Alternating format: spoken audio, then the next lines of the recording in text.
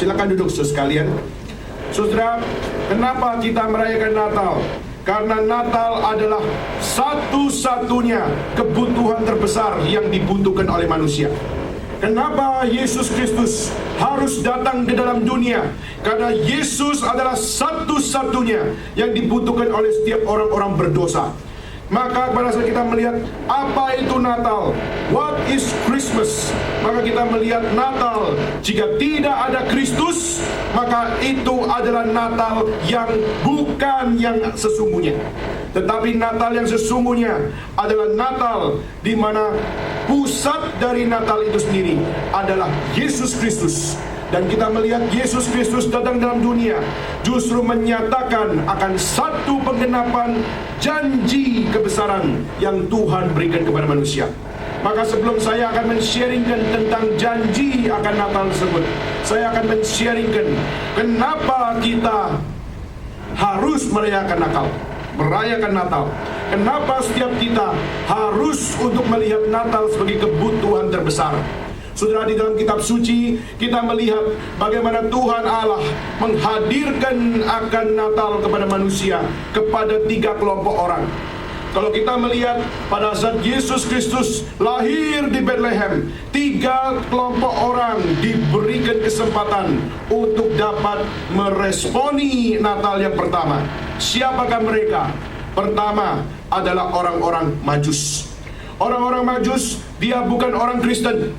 Orang-orang Majus, dia bukan orang percaya. Orang-orang Majus, mereka bukan adalah seorang yang memahami akan kebenaran yang sesungguhnya. Siapakah orang Majus?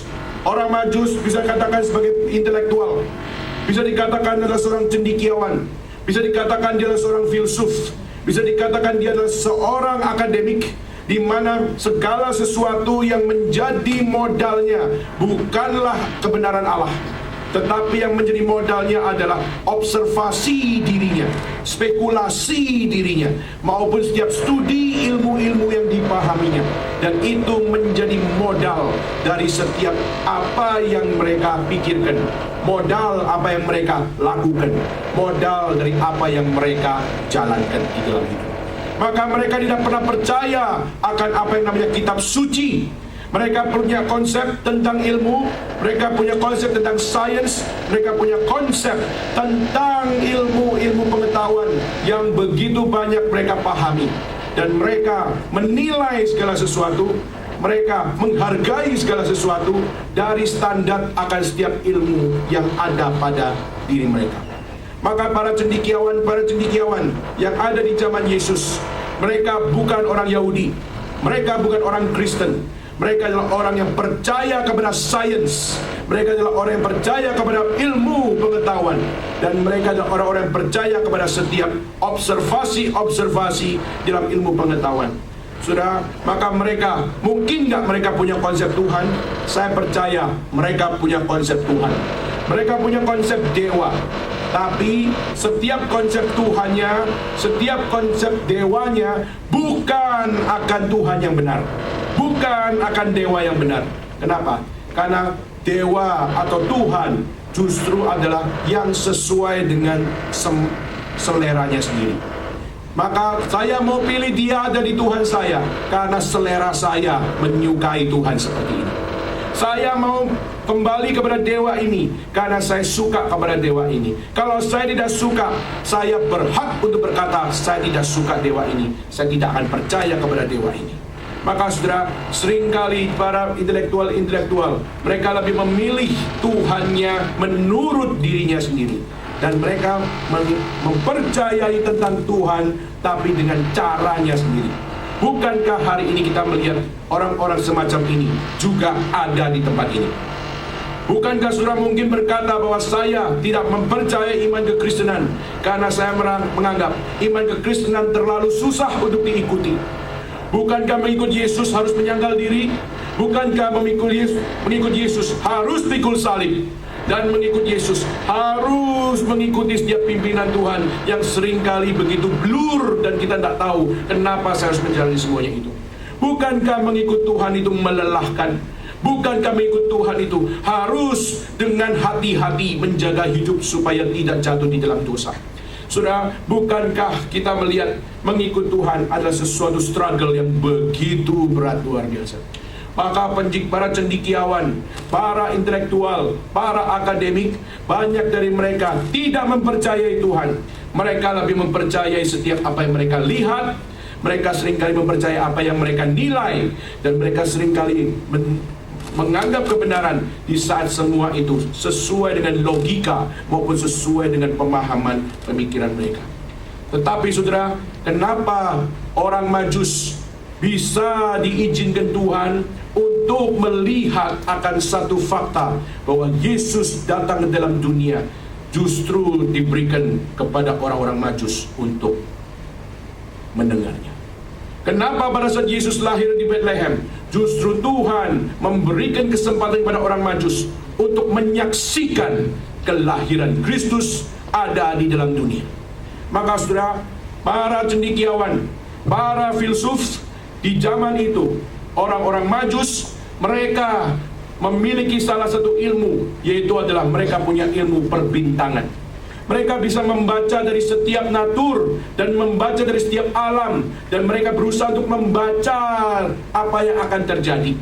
Dan pada saat mereka menyaksikan akan satu bintang yang dikatakan sebagai the Star of Bethlehem, dan pada saat mereka melihat bintang Bethlehem itu, mereka langsung mencari dan langsung membawa akan satu hal. Saya ingin tahu ada apa di balik bintang Bethlehem tersebut.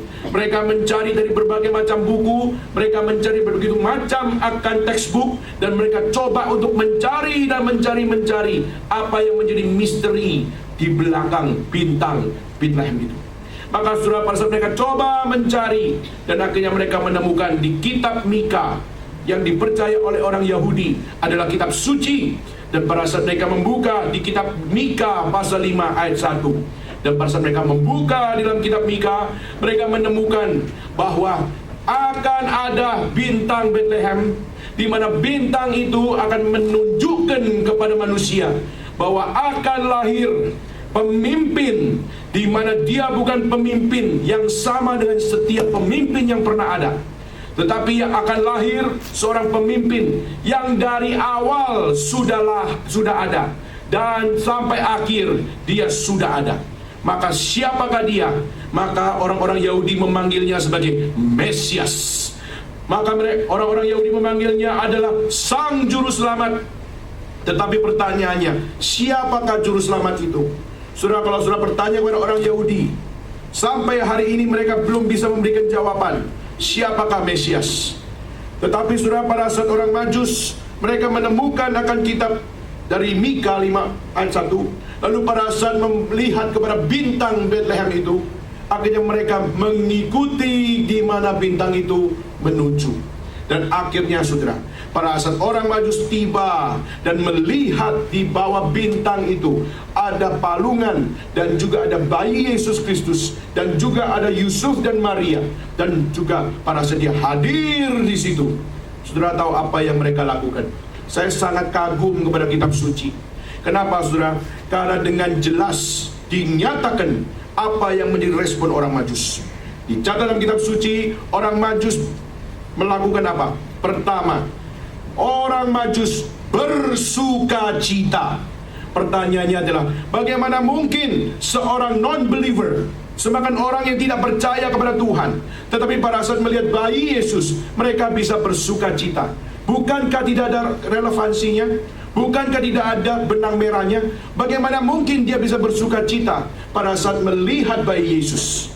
Saudara, pada saat mereka mencoba untuk mencari Mika pasal 5 ayat 1, di mana melalui bintang Bethlehem ini akan lahir pemimpin yang dari awal sampai akhir dia sudah ada sebelumnya, dan dia ada di sini, dia lahir di bumi, dan dia adalah Mesias. Dan pada saat para cendekiawan, para filsuf, para akademik, para intelektual, yaitu orang Majus ini, pada saat mereka sudah membaca di dalam kitab suci itu, tapi dia belum melihat penggenapannya. Tetapi waktu kita melihat justru di Bethlehem, waktu melihat palungan dan ada bayi Yesus di situ, disitulah seorang filsuf, disitulah seorang cendekiawan, Disitulah seorang akademik menyaksikan penggenapan janji Tuhan hadir di dalam dunia. Dan waktu penggenapan itu ada di depan matanya.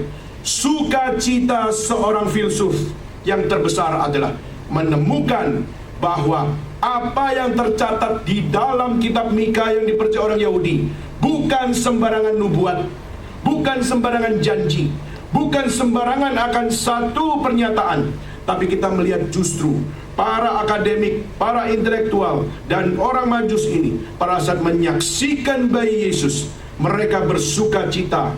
Kenapa? Karena kebenaran sesungguhnya adalah kebenaran. Saudara, seorang filsuf mencari ilmu, mencari pengetahuan.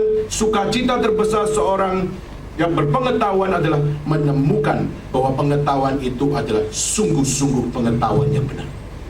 Menemukan kebenaran itu adalah sukacita, saudara. Menemukan sebuah teori yang betul-betul bisa bermanfaat, itu adalah sukacita. Saudara boleh tanya orang-orang yang bekerja di lab, saudara boleh tanya kepada orang-orang yang belajar di akademik-akademik. Kalau mereka bisa memiliki teori, mereka bisa memiliki pemikiran, dan waktu mereka bisa menemukan teori itu sesungguhnya berfaedah, dan menemukan akan pengetahuan itu sungguh-sungguh adalah sebuah kebenaran, mereka pastilah orang yang dengan bangga mengajarkan setiap kebenaran itu. Kenapa? Karena yang mereka tahu ini adalah sesungguhnya kebenaran. Maka saudara, maka orang-orang yang sudah tahu kebenaran, mereka pasti orang yang bersuka cita mengajarkan kebenaran. Saya ingin tanya hari ini orang-orang Kristen, bagaimana engkau membaca imanmu hari ini? Apakah engkau mempercayai Yesus sesungguhnya adalah Tuhan yang benar? Apakah saudara sesungguhnya menganggap Kristus adalah juru selamat yang benar? Jika engkau menganggap Yesus adalah Tuhan, kalau saudara menganggap Yesus adalah juru selamat, dan engkau anggap itu adalah suatu kebenaran yang sejati, kenapa engkau takut memberitakan Injil kepada sesamamu? Kenapa engkau takut untuk men-sharingkan imanmu? Kenapa kita seringkali takut untuk menyampaikan akan apa yang menjadi pekerjaan Kristus di dalam dunia, yaitu memberikan penebusan kepada orang yang bertobat dan percaya kepadanya. Saudara, maka kita melihat orang-orang Majus, mereka orang pintar, tapi Tuhan membawa mereka untuk apa? Melihat bahwa kebenaran yang sesungguhnya ada di dalam dunia, dan kebenaran yang ada dalam dunia itu hanya datang dari Allah saja. Dan kebenaran yang ada dari Allah adalah kebenaran yang saudara dan saya harus belajar untuk menerima, bahwa apa? Itulah adalah kebenaran yang sempurna. Orang Majus menyaksikan itu, dicatat dalam kitab suci.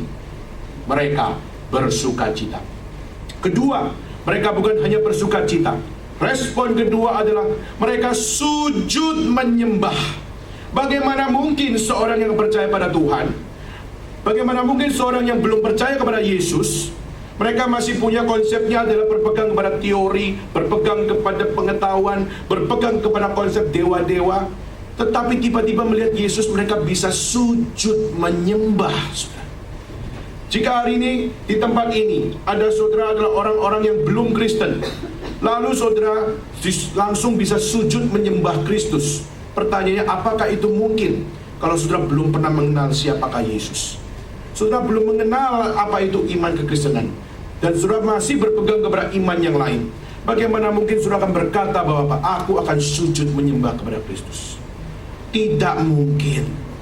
Tapi pertanyaannya, kenapa justru mereka yang belum pernah punya akan kepercayaan kepada Kristus, belum pernah memiliki satu kebenaran iman di dalam Kristus, tapi waktu datang ke palungan Bethlehem, justru mereka sujud menyembah. Maka saudara, inilah sesuatu misteri yang menggambarkan kepada kita, jika kebenaran yang sejati ada di dalam dunia, maka tidak ada seorang pun yang akan menganggap bahwa apa? Kebenarannya mampu menandingi setiap kebenaran yang sempurna itu. Di saat kebenaran yang sempurna itu ada di dalam dunia, maka setiap orang yang mencari kebenaran, mereka akan menemukan bahwa apa? Kebenaran yang sempurna adalah kebenaran yang tidak mungkin dapat dibandingkan dengan setiap kebenaran yang ada pada pribadi demi pribadi. Maka mereka hanya bisa bertekuk lutut di hadapan Tuhan. Mereka hanya bisa bow down before Him. Dan akhirnya mereka bersujud menyembah dan mengaku setiap sains, setiap pengetahuan, setiap pemikiran-pemikiran yang selama ini dianggap tinggi, yang dianggap benar, rupanya di hadapan kebenaran yang sempurna yang datang dari Allah tidak bisa dibandingkan kualitasnya. Sehingga akhirnya seorang filsuf, seorang cendekiawan, seorang akademik, seorang intelektual akhirnya sujud menyembah kepada Tuhan. Itulah kenapa Injil bukan hanya dibutuhkan oleh orang-orang biasa, tapi Injil harus didengar oleh orang-orang paling pintar di seluruh dunia. Injil harus didengar oleh setiap intelektual-intelektual yang memiliki akan modal pengetahuan. Injil harus diberitakan kepada mereka yang memiliki akan modal-modal ilmu, untuk mereka dapat melihat bahwa kebenaran Allah adalah kebenaran yang lebih tinggi, melampaui setiap kebenaran-kebenaran yang ada di dalam dunia ini. Maka saudara, kita melihat itulah menjadi peranan Injil. Pentingnya Injil harus ada di dalam dunia. Pentingnya Natal datang ke dalam dunia. Maka Natal datang kepada siapa? Natal datang kepada orang-orang pintar, orang-orang intelektual, orang-orang yang memiliki akan teori-teori maupun memiliki pengalaman-pengalaman yang mereka selama ini anggap benar. Tapi di hadapan kebenaran Tuhan yang sempurna, mereka bertekuk lutut di hadapan Tuhan. Dan bukan hanya bertekuk lutut di hadapan Tuhan. Respon ketiga, mereka memberikan emas, mereka memberikan kemenyan, mereka memberikan mur. Saudara, mereka adalah seorang traveler. Mereka menjalani perjalanan jauh untuk sampai kepada Bethlehem. Mereka tidak bawa banyak harta, tapi mereka berikan emas, harta yang paling besar. Memberikan kemenyan, harta yang paling penting. Dan memberikan mur, harta yang paling berharga, diberikan kepada Raja dari segala raja, Mesias yang adalah penggenapan janji Tuhan. Dia ada di sini, dia layak menerima yang terbaik. Maka saya ingin tanya saudara sekalian, jika seorang Majus yang adalah non-believer, bukan orang percaya, mereka masih punya konsep dewa masing-masing, mereka masih punya konsep Tuhan masing-masing, mereka masih punya iman masing-masing. Tapi waktu mereka melihat pribadi Kristus, melihat penggenapan janji Tuhan melalui bayi Yesus Kristus, mereka belajar memberikan yang terbaik. Bagaimana dengan saudara dan saya sebagai orang percaya hari ini? Apakah engkau pada saat merayakan Natal, melihat pribadi Yesus Kristus, engkau sudah memberikan yang terbaik kepada Tuhan? Apakah jangan-jangan kita justru adalah memberikan yang sisa-sisa kepada Tuhan, tapi kita tidak memberikan yang terbaik bagi Tuhan? Yang terbaik bukan uang. Yang terbaik adalah saudara memberikan hidupmu dipakai Tuhan menurut kehendaknya. Hidupmu dipakai Tuhan untuk bersaksi bagi kemuliaannya. Hidupmu dipakai Tuhan di dalam setiap detail hidup saudara dan saya. Dan akhirnya kita melihat apa? Orang Majus, setelah dia memberikan persembahan, Tuhan memakai dia untuk apa? Kembali kemana? Kembali ke tempat di mana mereka berada. Dan kembali untuk apa? Kembali untuk mengajarkan kebenaran yang benar. Kembali untuk apa? Untuk men-sharingkan bahwa penggenapan janji Tuhan hadir di Bethlehem melalui bayi Yesus Kristus.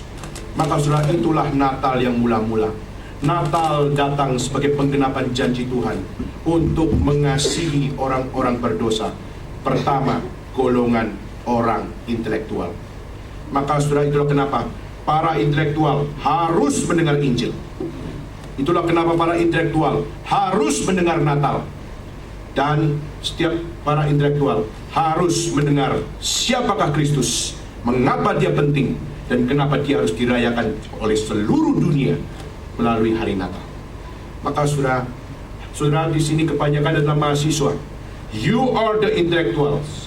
Saudara adalah para intelektual yang sedang belajar. Saudara, itulah kenapa para intelektual muda, saudara harus mencari Tuhan. Sudah harus menemukan Tuhan. Sudah harus untuk melihat pentingnya Tuhan. Dan Tuhan datang ke dalam dunia menyatakan diri kepada saudara dan saya bahwa Kristus adalah yang kau cari. Kristus ada yang harus kau temukan, dan Kristuslah yang kita butuhkan di dalam kehidupan kita keluar dari dosa. Kedua, kelompok kedua adalah siapa? Di dalam kitab suci tercatat adalah gembala. Siapakah gembala, saudara? Gembala-gembala mereka adalah kelompok yang sangat remeh, dianggap sebagai second class, dianggap sebagai orang kelompok-kelompok yang tidak layak masuk ke bait suci. Saudara, pada saat kita membaca di dalam sejarah, kenapa para gembala justru Tuhan kasih kesempatan untuk mendengar akan Injil Tuhan yang pertama? Kenapa Tuhan memberikan kesempatan pada gembala-gembala untuk melihat Kristus lahir di palungan? Kenapa gembala-gembala diberikan kesempatan untuk menyaksikan fakta penggenapan janji Tuhan di Bethlehem? Saudara, kita melihat para gembala, mereka bukan hidup dan sampai mati hanyalah untuk menggembalakan domba di padang. Saya percaya gembala-gembala, kenapa dia untuk membawa domba-dombanya ke padang adalah untuk supaya memberi makan kepada domba-dombanya. Setelah umur 1 tahun, domba-domba itu dijual. Untuk apa? Dijual supaya orang-orang bisa membeli akan domba-domba tersebut, lalu membawa domba-domba itu ke bait suci, dan mereka memberikan persembahan di atas mezbah. Untuk apa? Untuk memohon berdoa kepada Tuhan. Maka kita bisa katakan para gembala, mereka adalah bisnismen kecil. Mereka adalah orang-orang yang mencari uang dari setiap apa yang dia jalani sebagai seorang gembala, yaitu dia menggembalakan domba, dan domba itu sampai umur 1 tahun, di mana umur 1 tahun adalah domba yang terbaik, dan itu dijual supaya orang-orang bisa membelinya dan membawanya sebagai persembahan kepada Tuhan. Saudara, tetapi para gembala tidak diizinkan masuk dalam bait suci. Catatan sejarah mencatat para gembala tidak pernah diizinkan masuk bait suci. Kenapa, saudara? Karena pertama, mereka tidak dianggap sebagai kelompok yang berhak menerima fasilitas masuk ke bait suci. Bait suci hanya diisi oleh orang-orang kaya. Bait suci hanya diisi oleh orang-orang pintar. Dan bait suci hanya diisi oleh orang-orang yang berjubah agama. Tetapi orang-orang miskin, apakah memperoleh tempat? Apakah orang-orang seperti pemungut cukai memperoleh tempat? Maka saudara, banyak dari mereka tidak memiliki akan percaya diri untuk masuk ke rumah Tuhan. Kenapa? Karena mereka dianggap second class, tidak layak untuk masuk dalam tempat ibadah. Karena mereka second class, tidak layak untuk bisa bersama-sama dengan orang-orang yang kelas tinggi, untuk bisa beribadah bersama-sama. Saudara, ini sudah adalah sebuah penyimpangan yang terjadi di dalam bait suci. Itu hal yang pertama. Hal yang kedua, karena gembala, mereka menggembalakan domba, dan domba mereka jual untuk supaya bisa setiap jemaat bisa membeli domba tersebut untuk memberikan persembahan. Tetapi saudara, bukan hanya gembala yang jualan domba, tapi bait suci juga berjualan domba. Dan karena berjualan domba, maka apa?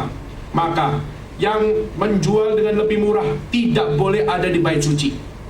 Nanti ketahuan harga penjualnya berapa.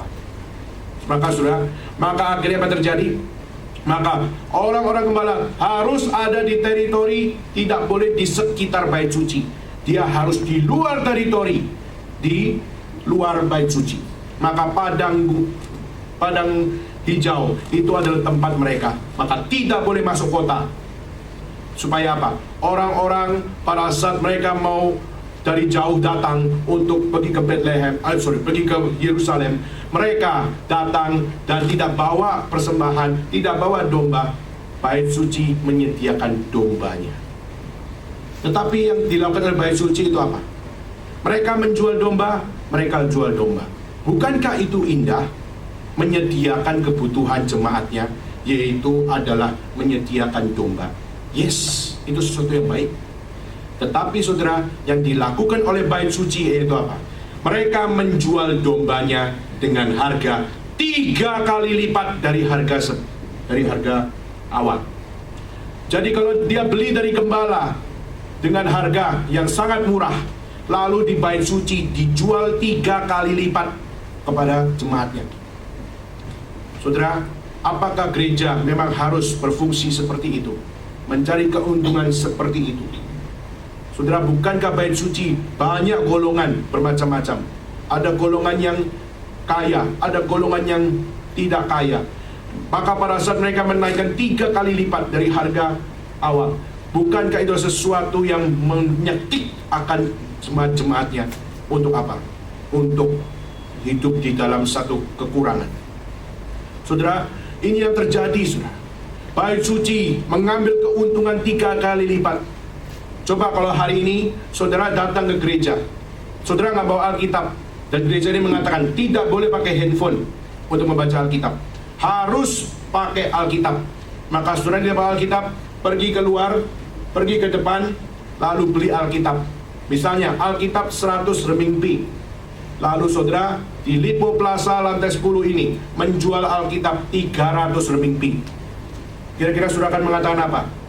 Kira-kira saudara akan mengatakan, puji Tuhan, saya bisa beli Alkitab termahal 300 renminbi. Atau saudara akan berkata apa? Kenapa begitu mahal?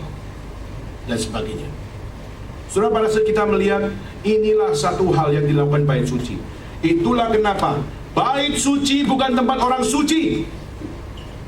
Bait suci adalah tempat orang-orang berdosa. Maka gereja bukan tempat orang-orang suci. Gereja adalah tempat orang-orang berdosa. Tapi kenapa orang-orang berdosa ada di dalam gereja?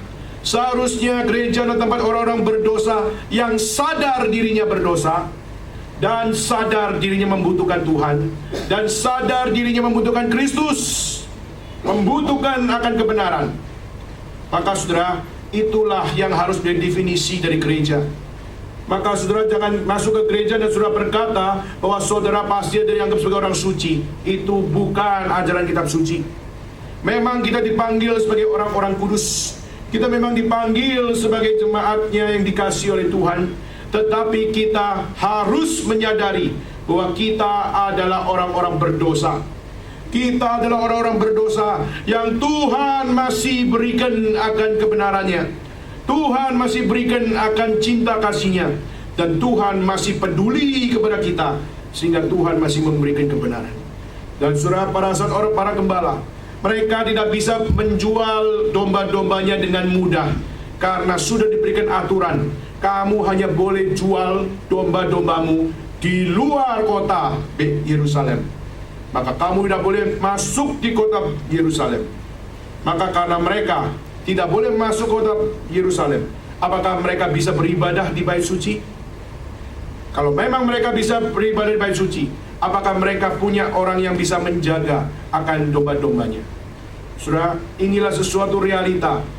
Orang-orang gembala, mereka tidak punya kesempatan ke gereja. Mereka tidak punya kesempatan untuk bisa masuk ke bait suci. Mereka didiskreditkan, tidak boleh masuk bait suci.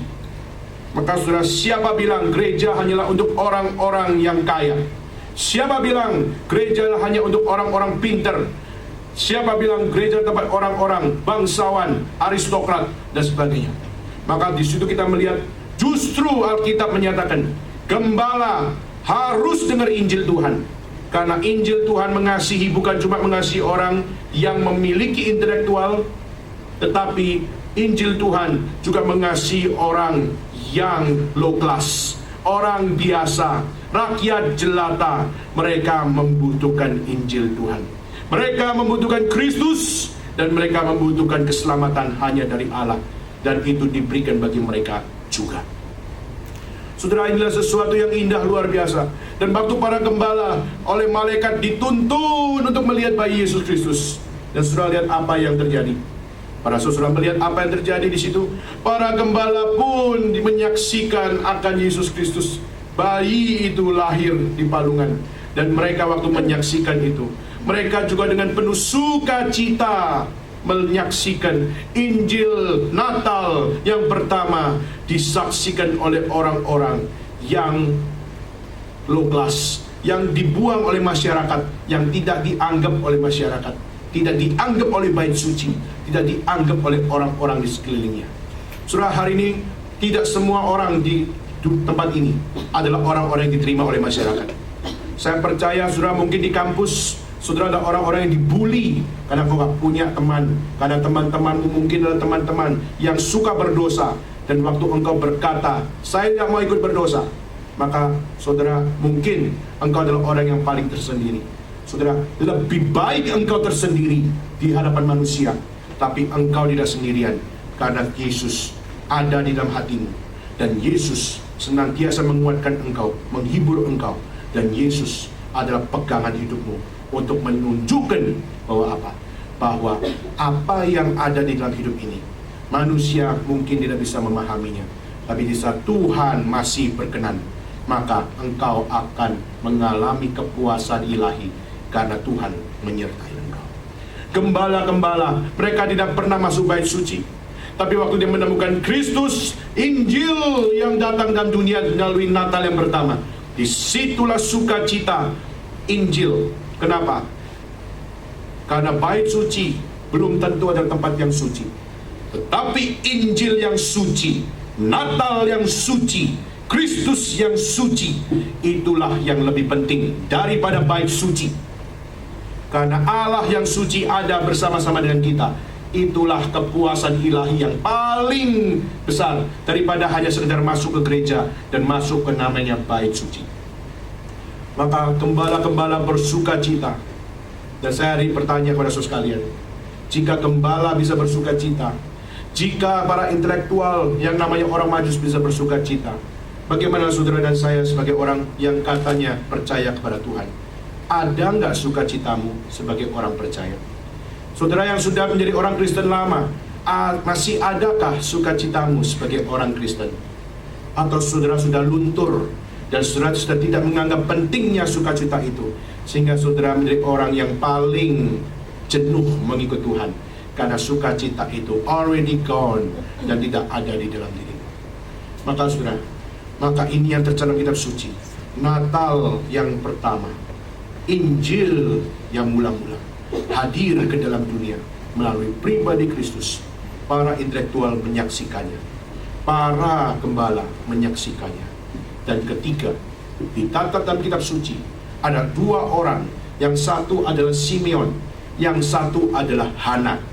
Simeon adalah dicatat kitab suci, dia adalah seorang yang saleh, dia adalah seorang yang benar. Bahkan ditulis dia adalah orang yang dipenuhi oleh Roh Kudus, dan dia adalah orang yang sangat rohani. Tetapi saudara, meskipun dia adalah orang yang paling saleh, dikatakan orang benar, dikatakan orang yang dipenuhi Roh Kudus, tetapi di dalam hidupnya dia selalu menanti penggenapan janji Tuhan yang tidak kunjung tiba padanya. Maka pada saat itu dia diberikan kesempatan melihat bayi Yesus Kristus. Dan kitab suci mencatat, waktu Simeon menyaksikan bayi Yesus di depan matanya dia, dicatat di situ Simeon mengatakan, biarlah hambamu dapat meninggalkan dunia ini. Tanda kutip yaitu apa? Biarkan hambamu mati pun saya rela, karena aku sudah melihat bayi Yesus Kristus. Mati pun saya rela, karena penggenapan janji Tuhan sudah saya saksikan. Karena Yesus yang adalah Mesias, dia sudah datang ke dalam dunia, dan aku menyaksikannya, dan aku mengatakan mati pun rela. Saudara, inilah yang menunjukkan satu fakta. Menjadi orang percaya tidak usah takut mati. Menjadi orang percaya tidak perlu takut kepada kematian. Kenapa? Karena di saat kita sudah di dalam Kristus, maka Kristus adalah satu-satunya yang dapat mengalahkan kematian. Sehingga di dalam Kristus kita tidak takut mati. Di dalam Kristus kita tidak takut apa yang namanya nyawa kita dicabut dan sebagainya. Dan Simeon mengatakan bahwa aku sudah menemukan penggenapan janji Tuhan, maka aku mati pun rela. Inilah orang yang paling rohani, dan orang yang paling rohani pun membutuhkan Kristus. Sehingga apa? Pada saat orang yang paling rohani, mungkin dia baca kitab suci, dia mungkin pergi ke gereja, dia mungkin pelayanan, tapi masih ada ketakutan di dalam hidupnya mengikut Tuhan. Tetapi pada saat dia melihat Kristus, melihat bayi Yesus Kristus yang ada penggenapan Mesias datang dalam dunia, disitulah janji Natal dinyatakan. Dan kita melihat Simeon berkata, mati pun aku rela, karena aku sudah menemukan Kristus di dalam hidup saya. Maka sudah hari ini kenapa berapa banyak missionary yang berada di tanah Cungguok, mereka masuk ke pedalaman-pedalaman, mereka masuk ke kota-kota kecil, mereka masuk ke kampus-kampus, mereka masuk untuk memberitakan Injil. Tapi hari ini berapa banyak dari mereka sudah dideportasi kembali ke negara masing-masing. Kenapa? Karena mereka mengasihi jiwa, karena mereka mengasihi akan orang-orang yang belum kenal Tuhan, dan mereka masuk dengan motivasi yang baik. Mereka datang di dalam visi yang ilahi, tetapi dunia menolak mereka. Berapa banyak orang-orang Korea melakukan missionary kepada orang-orang lokal, tapi akhirnya banyak dari mereka akhirnya harus dideportasi. Berapa banyak akan orang-orang dari Amerika, mereka datang ke pelosok-pelosok mengajar bahasa Inggris dan juga mengajar akan iman kekristenan, tapi akhirnya mereka juga harus dideportasi keluar. Karena apa? Karena mereka mengasihi jiwa. Mereka tahu Injil dibutuhkan oleh mereka, tapi dunia membuang mereka. Saudara, maka ini yang menjadi satu hal. Hei, kita yang paling rohani, apakah kalau saudara sudah menemukan Tuhan di dalam hidupmu? Hei, engkau yang datang ke gereja, engkau yang sudah pelayanan, dan engkau yang sudah mempercayai Kristus sebagai juru selamat, sungguhkah engkau di dalam Kristus, engkau sudah dengan berani memberitakan Injil? Sudahkah engkau dengan berani untuk dengan iman untuk menjalankan Injil, menjadi saksi kebesaran Tuhan? Kedua adalah Hana. Hana dicatat adalah seorang nabi perempuan yang tidak pernah keluar dari bait suci. Dari dia muda sampai tuanya, dia tidak pernah meninggalkan bait suci. Dia di dalam bait suci dicatat, dia selalu berdoa, dia selalu untuk melayani di bait suci, dan dicatat dia selalu berpuasa. Dan itu yang dilakukan di dalam bait suci.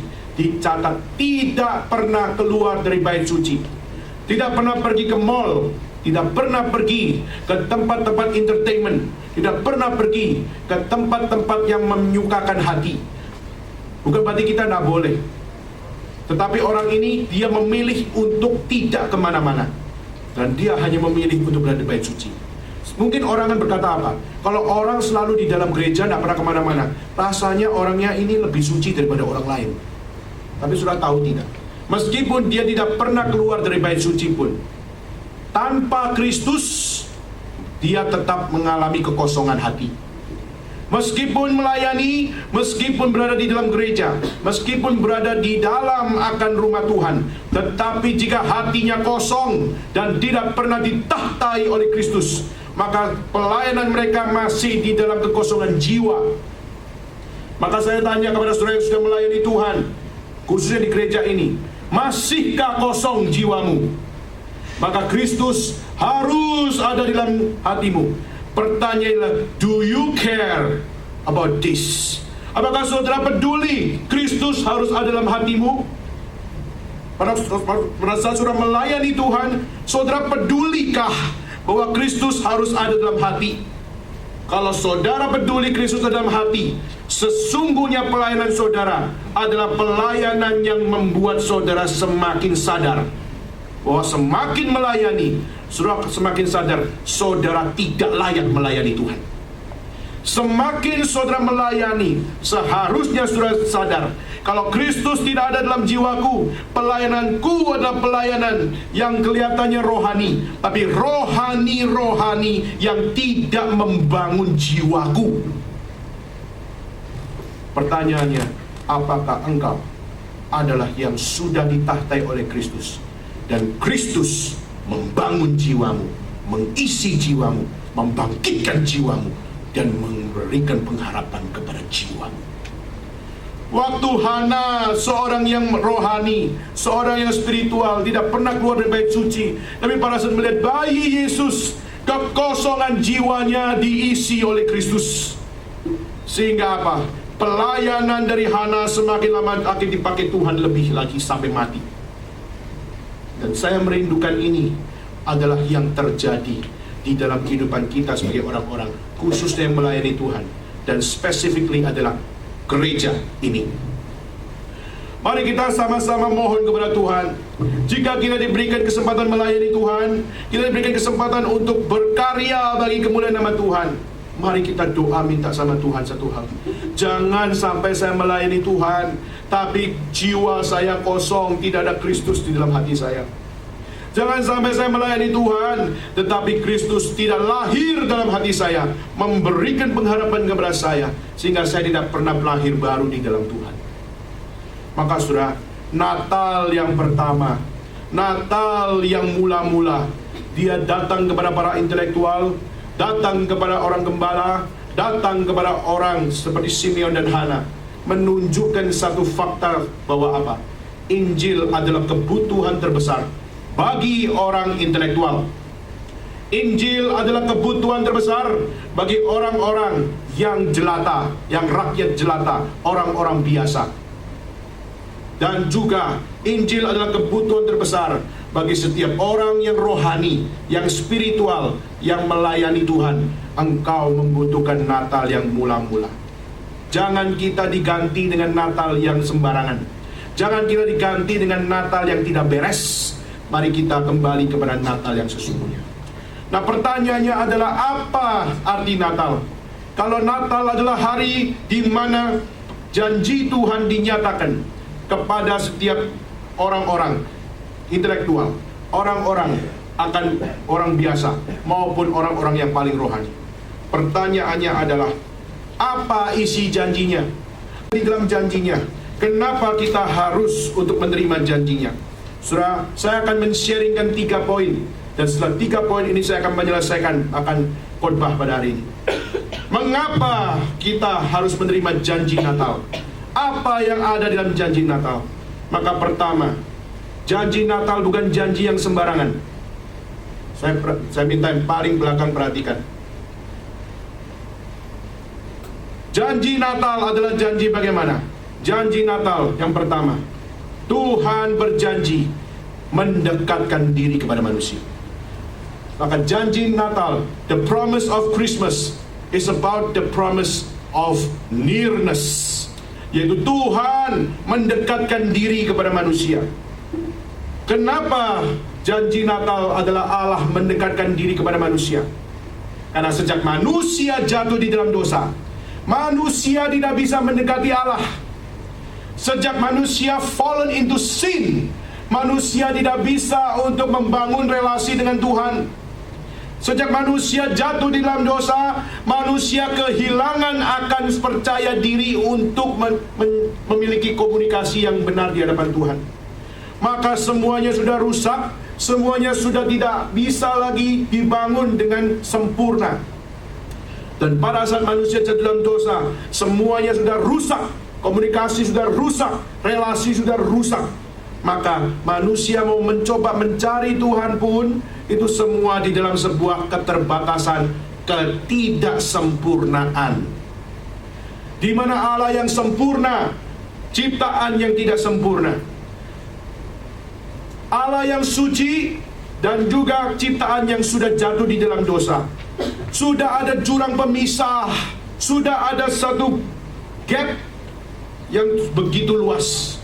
Maka saudara, di saat kita melihat jika tidak ada Natal, maka tidak mungkin ada jembatan antara manusia dengan Tuhan Allah. Jika Kristus tidak datang dalam dunia, maka kita tidak mungkin bisa mengenal Allah secara benar. Kalau kita tidak menerima Kristus sebagai juru selamat, maka kita tidak akan pernah tahu Tuhan yang sejati adalah Tuhan yang mana. Di dalam sejarah agama, di dalam sejarah kepercayaan, di dalam sejarah iman, kita menemukan satu-satunya agama yang mengajarkan Allah turun ke dalam dunia hanyalah di dalam iman kekristenan.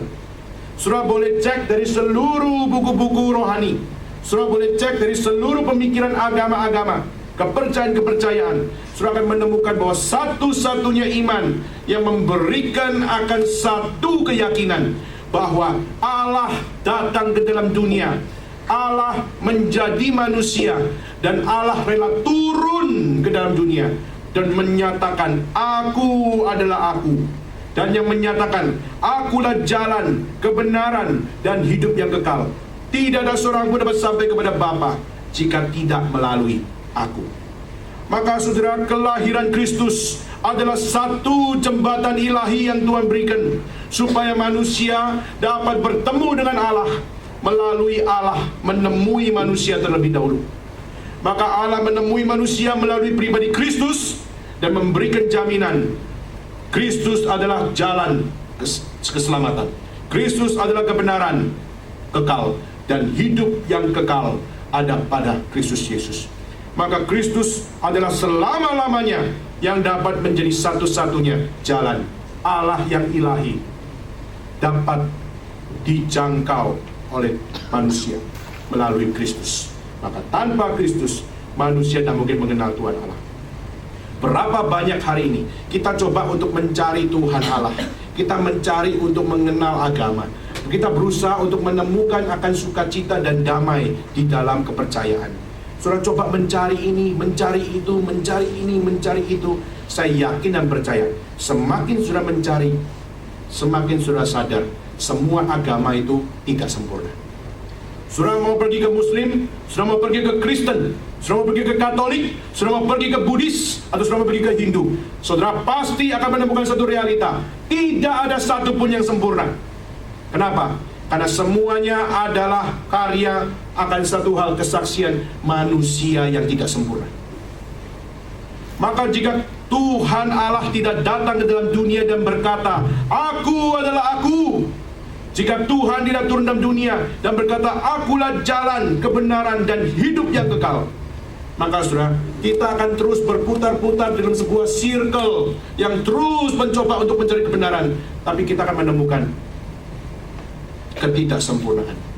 Tidak usah ngomong agama lain. Saudara ingin mencari gereja, maka saudara pergi ke gereja ini, saudara mengatakan, wah gereja ini kurang ini, kurang ini, kurang ini. Saudara pergi ke gereja itu, saudara mengatakan, wah dia lebih bagus dari gereja ini, tapi dia kurangnya ini. Saudara akhirnya menilai gereja seharusnya siapa, saudara? Kita pinter banget menilai gereja-gereja, tapi kita tidak pernah memikirkan Tuhan kira-kira menilai gereja seperti apa, Tuhan menilai saya seperti apa. Seringkali kita dengan gampangnya menilai segala sesuatu, tapi standar penilaian kita adalah standar yang sebenarnya tidak sempurna. Maka saudara, satu-satunya yang berhak untuk menilai yang sempurna dan yang sempurna itu adalah Tuhan Allah. Maka di dalam dunia ini, saudara tidak akan mungkin menemukan gereja yang sempurna. Saudara tidak mungkin akan menemukan pendeta yang sempurna. Saudara tidak akan menemukan orang Kristen yang sempurna. Saudara tidak akan pernah menemukan akan makhluk hidup yang sempurna di dalam dunia ini. Kenapa, saudara? Karena semuanya sudah rusak, jatuh di dalam dosa. Maka satu-satunya untuk saudara bisa menemukan dengan sebuah ambisi yang suci adalah saat Tuhan Allah menyatakan diri, berkata, aku adalah aku, I am who I am. Dan pada saat Yesus datang dunia berkata, akulah jalan, kebenaran, dan hidup yang kekal. Maka saudara dan saya, mari kita belajar. Kitab suci mencatat Kristus mendekatkan diri kepada manusia melalui akan nubuat Allah. Mesias akan datang ke dalam dunia, Kristus menggenapinya. Itulah kenapa nama Yesus Kristus dikenal sebagai Immanuel, yaitu Allah beserta dengan kita. Itulah kenapa Yesus Kristus dikenal sebagai Tuhan yang tidak pernah meninggalkan manusia, karena dia hadir bersama-sama dengan manusia. Itulah kenapa Kristus adalah yang dianggap sebagai Allah yang berinkarnasi dalam dunia, karena Yesus peduli dan dia yang tahu apa yang menjadi kebutuhan saudara dan saya.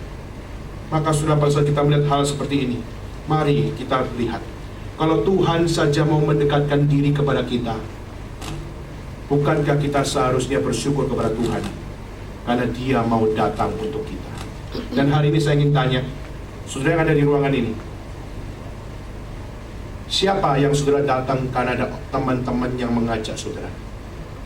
Siapakah saudara yang datang ke tempat ini karena ada yang mengundang saudara? Dan kalau boleh saya tanya, kira-kira menurut saudara, kenapa mereka mau mengundang saudara datang ke tempat ini? Apakah karena kita takut kursinya kosong maka mengundang saudara? Atau apakah saudara dan saya diundang berada di tempat ini karena mereka mau belajar mendekatkan saudara kepada Tuhan? Saudara, saya sangat kagum kepada satu anak kemarin. Kemarin kami merayakan Natal bersama mahasiswa yang ada di Xiamen. Kemarin kami setelah Natal selesai, kami berkumpul sampai pagi, sampai jam 1 pagi. Kami bersyukur sama Tuhan. Kenapa, saudara? Dan saya menyaksikan sendiri mereka, pada saat mereka mau mengajak satu teman, mereka doa dulu, saudara. Dia bilang, Kodan, doakan saya. Kenapa? Saya mau pergi ke tempat ini, saya akan bertemu dengan 5 anak. Kodan, doakan saya supaya 5 anak ini bisa menerima undangan ini, menggerakkan hatinya supaya bisa datang dan bisa bertemu dengan Injil Tuhan. Saya bukan seorang pengkhotbah, saya bukan seorang yang fasilida memberitakan Injil, tapi saya mohon kepada Tuhan supaya waktu saya ajak 5 orang ini bisa digerakkan Tuhan untuk datang mendengar khotbah, mendengar Injil, dan Tuhan menggerakkan hatinya. Doakan saya, Kodan. Dan maafkan, saudara, saya tidak pernah dengar doa seperti itu dari tempat ini. Mereka minta didoakan karena saya mau pergi ketemu 5 orang. Lalu ada satu anak juga mengatakan, saya mau pergi kampus ini. Ada yang bilang, saya mau pergi ke tempat ini. Dan mengatakan, tolong doakan. Sungguh-sungguh sebuah peperangan rohani. Dan itu menjadi sesuatu yang sangat indah, saudara. Kemarin kami cuma berpikir bahwa tempat yang kami sewa hanya ada 40 kursi. Kemarin ada 74 orang hadir, melampaui apa yang kami pikir. Dan pada saat saya mikir, ini tidak pernah ada dalam sejarah Xiamen punya pelayanan. Dan saya tanya, kenapa ini semua bisa terjadi?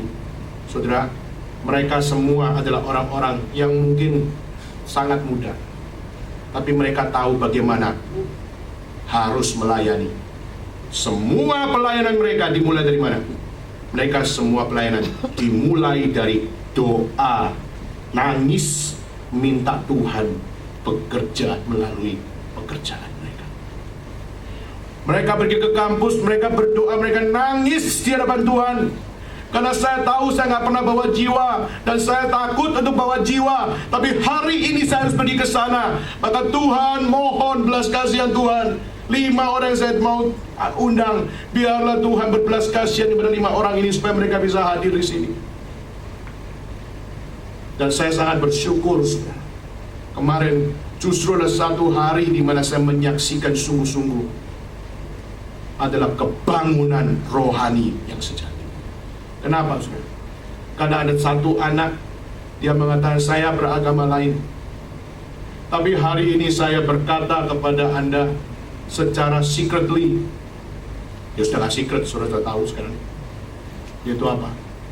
Saya akan meresponi panggilan Tuhan. Saya tadi nggak angkat tangan, tetapi saya mau berkata, saya di hadapan Bapak Pendeta, saya mau berkata, saya mau Kristus ada dalam hati saya. Saya tidak tahu apa yang akan terjadi pada hari ini, tapi saya punya doa yang sama, yaitu Tuhan menggerakkan hatimu, Tuhan ada di dalam hatimu, Tuhan mengubah hidup, dan Tuhan memberikan kekuatan bagimu untuk saudara bisa menjadi saksi kebesaran Tuhan. Why He came to the world?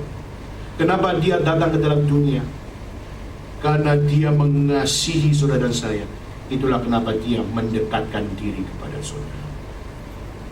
Maka siapakah saudara yang diajak oleh teman-temanmu?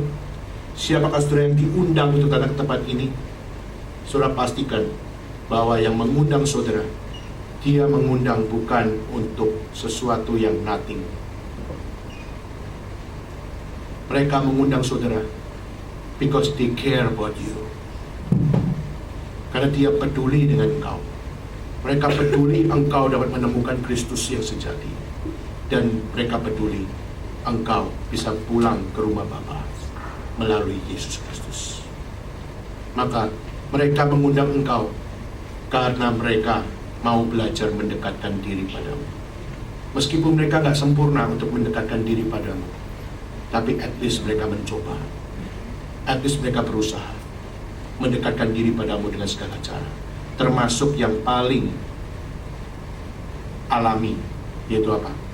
Yaitu mengundang saudara secara pribadi. Kedua, saudara, apa janji Natal yang sejati? Pertama, bukan hanya the promise of nearness, untuk mendekat diri kepada engkau. Kedua adalah the promise of forgiveness. The promise of Christmas is about the promise of forgiveness. Saudara, kenapa janji Natal adalah janji pengampunan?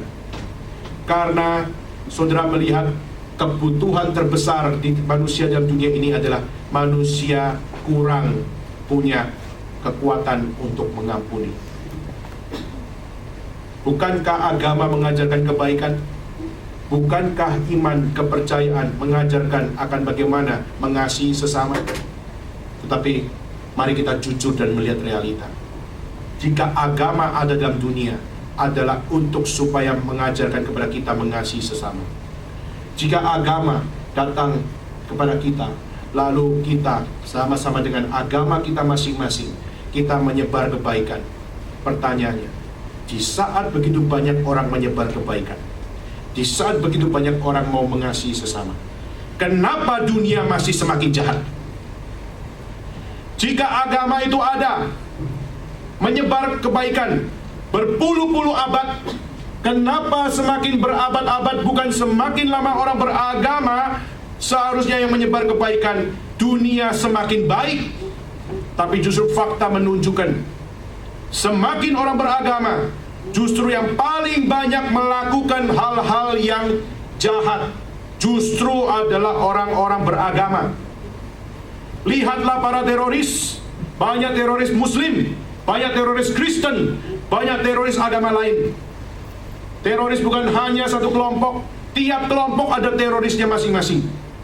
Kalau betul-betul agama menyebarkan kebaikan, kenapa justru yang menyebarkan kejahatan adalah agama sendiri?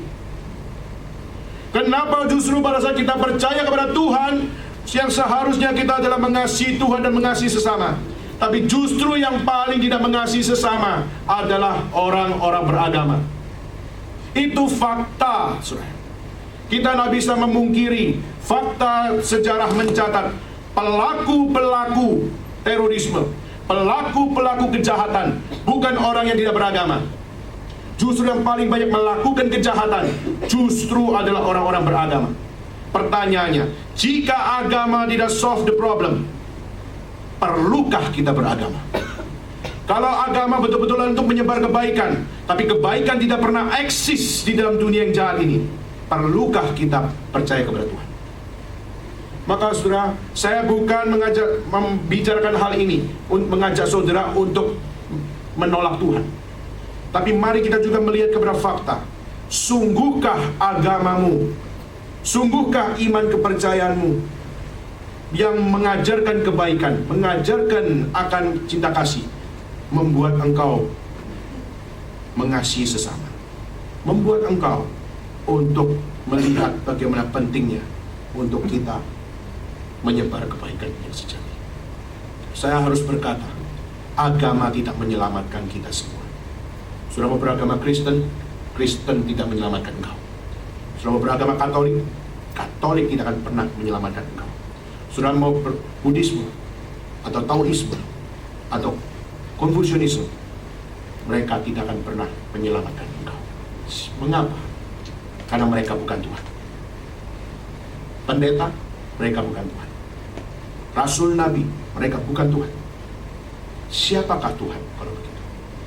Maka jika Tuhan tidak pernah datang ke dalam dunia, you will never know who is God. Tanpa Tuhan tidak pernah menyatakan diri ke dalam dunia, sudah tidak akan pernah menemukan siapakah Tuhan. Tetapi sejarah mencatat, kenapa ada Yesus Kristus? Karena Yesus Kristus adalah satu-satunya yang waktu dia datang ke dalam dunia dikonfirmasi oleh Tuhan Allah waktu ada di sungai Yordan pada saat Yohanes Pembaptis membaptiskan akan Yesus Kristus. Langit terbuka dan seperti seekor burung merpati datang dan hinggap di atas kepala Yesus, dan dari langit berkata, inilah anakku yang kukasihi, kepadanya lah aku berkenan. Kata kepadanya lah itu bicara tentang single. Hanya kepada dia satu-satunya aku berkenan. Maka saudara, ini menunjukkan satu konfirmasi. Allah datang dalam dunia, Allah mengkonfirmasi kedatangannya, dan Tuhan juga mengkonfirmasi satu-satunya juru selamat, satu-satunya jalan kebenaran dan hidup kekal, dikonfirmasi langsung oleh Allah sendiri. Kepadanya lah aku berkenan. Maka itu adalah konfirmasi yang tidak pernah ada dalam setiap agama-agama manapun. Maka satu-satunya adalah Allah yang intervensi menyatakan diri. Dia datang dan dia mengkonfirmasi, dan dia yang menunjukkan, this is my way. Do you want to follow my way? Saudara, ini sesuatu hal yang saudara harus membuka matamu lebar-lebar. Bukan mata ini, mata hatimu, mata jiwamu, mata iman, untuk melihat apa? Pentingnya engkau melihat apa yang Tuhan nyatakan. Itulah Natal yang sesungguhnya. Natal di mana Allah menyatakan diri dan menyatakan satu hal, Allah mendekatkan diri, dan kedua menyatakan, aku datang untuk memberikan pengampunan bagimu. Saudara, kenapa the promise of Christmas is about the promise of forgiveness? Karena hanya pengampunan saja yang dapat membuat saudara dan saya bisa belajar melakukan kebenaran. Saudara, hal yang paling sulit dilakukan oleh setiap manusia dalam dunia ini adalah mengampuni. Mengampuni orang yang bersalah kepada kita. Saudara, saya sering kali memakai cerita ini. Di saat kita sudah melakukan apa yang benar, tapi waktu kita justru tidak dianggap benar, kita mungkin merasa sebagai orang yang paling susah. Kenapa? Karena saya adalah orang yang paling tersendiri. Saudara, saya pernah sharingkan di tempat ini, seorang anak perempuan dari kota Lawang, di mana dia seorang umur 15 tahun. Dia adalah seorang yang cukup pintar. Dia adalah mahasiswa, belum lulus. Dia adalah mahasiswa dari University of Fullerton di Amerika. Tapi dia lagi summer holiday, maka dia pulang ke Indonesia. Lalu dia mendaftar di satu lembaga misi yang namanya WEC, dan di mana dia mendaftarkan itu, dia akhirnya di training beberapa minggu. Lalu setelah di training, dia diutus pergi ke satu desa terpencil, sehingga desa itu tidak bisa pakai darat, tidak bisa pakai laut. Akhirnya pakai helikopter untuk sampai ke situ. Akhirnya anak ini dibawa pakai helikopter ke sana. Lalu dibilang, kamu tidak apa-apa sendirian di sini. Oh, saya nggak apa-apa. Dan saudara, pada saat dia nggak apa-apa, dia akhirnya diutus ke sana dengan penuh sukacita. Pengalaman pertama memberitakan Injil. Dan akhirnya pada saat dia naik di atas satu batu yang besar, dia naik dan berkata apa? Hei warga kampung, datanglah, ada berita sukacita bagimu. Dan akhirnya mereka semua lihat, waduh, itu ada orang kota datang, kulitnya putih sekali. Dan akhirnya siapa dia? Kenapa dia ada di sini? Dia mau memberitakan apa? Akhirnya ngumpul semuanya, saudara. Pada saat semua orang ngumpul semuanya, akhirnya anak itu memberitakan tentang Injil Tuhan. Pada saat dia memberitakan tentang Injil Tuhan, dengan penuh sukacita, dengan penuh semangat, dengan penuh antusias, dia men-sharingkan Injil Tuhan. Dan apa yang terjadi, saudara? Pada saat dia menceritakan setiap Injil Tuhan, semua mau mendengarkan Injil Tuhan. Tetapi setelah dia mendengarkan, di belakang ada 6 orang yang jahat, di mana 6 orang itu melihat, waduh, ada wanita kota, cewek kota, cantik dan juga muda. Wah, tidak pernah ada perempuan seputih ini di kampung kita.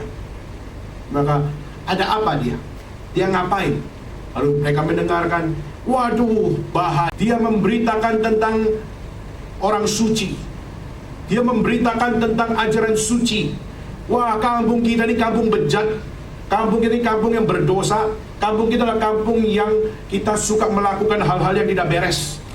Kalau yang suci ini masuk ke tempat ini, merubah akan kampung ini, waduh, kita gak punya kebebasan lagi. Kita gak bisa biarkan ini terjadi. Kawan-kawan, kita gak bisa biarkan ini terjadi. Maka mereka memikirkan, apa yang harus kami lakukan? Mari kita kasih pelajaran kepada perempuan ini.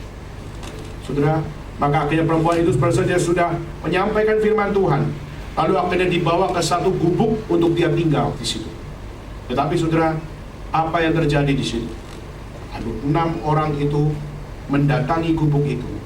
Lalu akhirnya menangkap akan perempuan ini. Dan saudara tahu apa yang dilakukan? 1, 2, 3, 4, 5, 6 melampiaskan nafsunya. 6 orang yang melampiaskan nafsunya yang berkata, kamu masih mau khotbah lagi? Kamu masih mau menyampaikan ajaranmu lagi? Kau masih mau memberitakan Tuhanmu lagi? Kau akan menerima perlakuan yang hari ini kami lakukan padamu.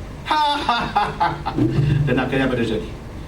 Perempuan itu kecil hati, sakit hati, dan juga bilang, Tuhan, ini hari pelayanan pertamaku, dan aku sudah menghadapi hal ini, mengalami hal ini.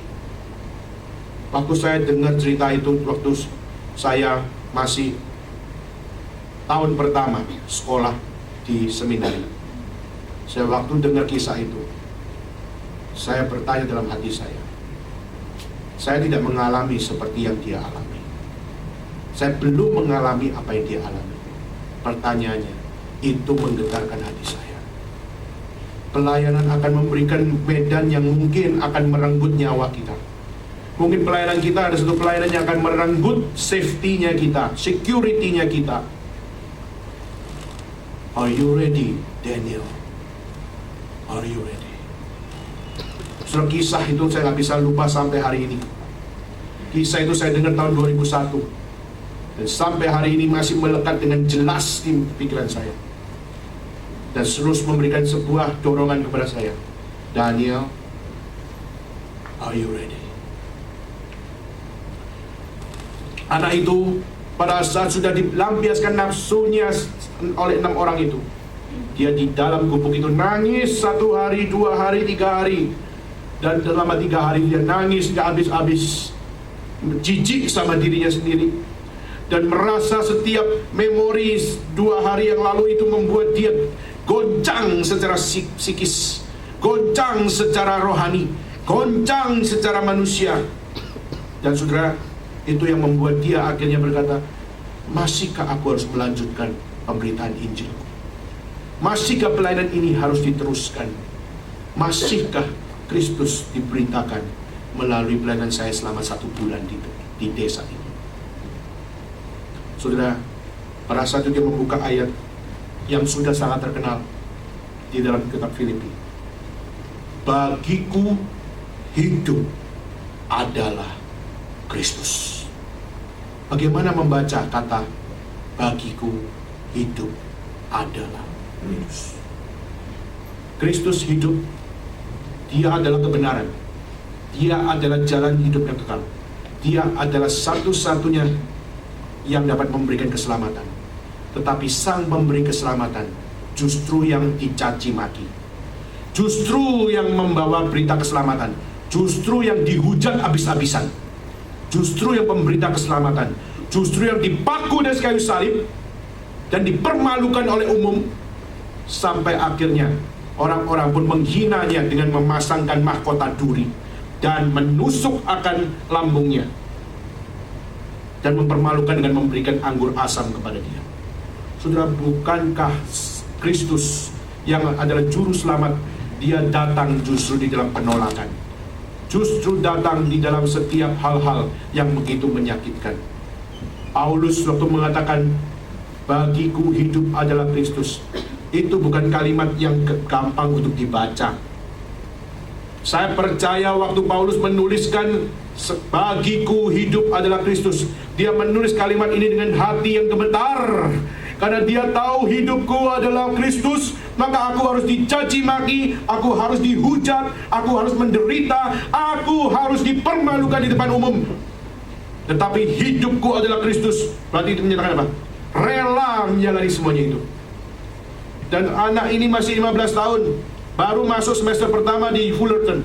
Pada saat dia melihat akan hidup aku adalah Kristus, disitulah dia menetes air mata, membasahi Alkitabnya dan berkata, hidupku adalah Kristus. Hidup adalah Kristus. Dicaci maki karena aku percaya Kristus, diperlakukan tidak adil karena aku percaya pada Kristus, aku dipermalukan karena Kristus. Tetapi masihkah aku dengan berani berkata, hidup adalah Kristus? Maka dia nangisi dan basahi Alkitabnya sampai begitu basah. Dan setelah itu dia usap air matanya. Kalau Kristus saja menjalani semuanya ini, masakah aku berkata, Tuhan, jauhkan aku dari semua kesulitan itu? Maka sudah, besoknya dia bangkit, dia keluar dari gubuk, dia ambil sedikit makanan, lalu akhirnya dia menuju kepada batu di mana pertama kali dia berkhotbah. Dan pas dia naik dari batu itu, dia langsung berteriak dan berkata apa? Hai warga kampung, ada yang mengasihi engkau, ada yang mengasihi engkau dan mau mengampuni engkau. Akhirnya dia berkhotbah. Akhirnya orang-orang kampung kumpul lagi. 6 orang di belakang langsung berkata apa? Gila ini cewek, 3 hari yang lalu kita udah kerjain dia, sekarang dia masih melakukan hal yang sama, dia masih mau berkhotbah. Akhirnya apa terjadi, saudara? Akhirnya terjadi setelah dia berkhotbah, pada saat dia turun dari batu itu, berjalan menuju ke gubuknya, langsung di tengah jalan disergap 6 orang ini, ditarik pinggir sungai, dan akhirnya 1, 2, 3, 4, 5, 6 melampiaskan nafsunya. Besoknya dia kembali lagi ke batu yang sama, dia berkhotbah lebih bersemangat, dan akhirnya malamnya diseret pergi ke sawah, dan 1, 2, 3, 4, 5, 6 melampiaskan nafsunya. Dan besoknya dia naik lagi ke batu yang sama, dia berkhotbah menyampaikan firman Tuhan, dan malamnya diseret lagi ke pinggir sungai, dan akhirnya 1, 2, 3, 4, 5, 6 terus sampai 6 kali selama 1 minggu. 36 kali dia menerima perlakuan itu. Saudara, bukankah ini sesuatu yang sangat keji dan jahat luar biasa? Bukankah ini sesuatu yang tidak adil jika ada seorang yang membawa Injil Tuhan, mengasihi saudara, tapi saudara justru yang mempermalukan dia dan menghancurkan kehidupannya? Saat itu saudara, dia sudah seperti badan sudah hancur. Dia lebih buruk dari pelaku lebih buruk dari binatang. Karena binatang tidak pernah melakukan 36 kali. Lebih buruk dari binatang. Dan besoknya dia tetap masih dari batu yang sama. Dia menyampaikan firman Tuhan. Keadilan Tuhan akan datang bagi setiap orang yang melakukan dosa. Siapakah yang kau tahu bahwa dia mengasihimu? Pendosa-pendosa. Hari ini siapa yang mau dosamu diampuni? Maju ke depan, aku akan berdoa bagimu. Saudara, anak ini dengan berani berkata, Tuhan akan menghakimi engkau. Dosa-dosamu tidak mungkin diampuni jika engkau tidak kembali kepada dia. Maka siapa yang mau diampuni dosanya? Saudara, waktu dia menantang siapa yang mau diampuni dosanya, banyak orang nangis dan maju ke depan. Tapi saudara tahu, yang paling depan ada 6 orang yang dia hafal betul mukanya kayak apa. Dan siapakah 6 orang itu? 6 orang itu adalah pelaku dari pelampiasan nafsu yang diberikan kepada. Sebagai seorang pribadi, dia bilang, Tuhan, engkau sepatutnya menghukum 6 orang ini. Tak sepatutnya 6 orang ini harus menerima pengampunan dari Tuhan. Seharusnya mereka ini dilenyapkan saja dalam dunia ini.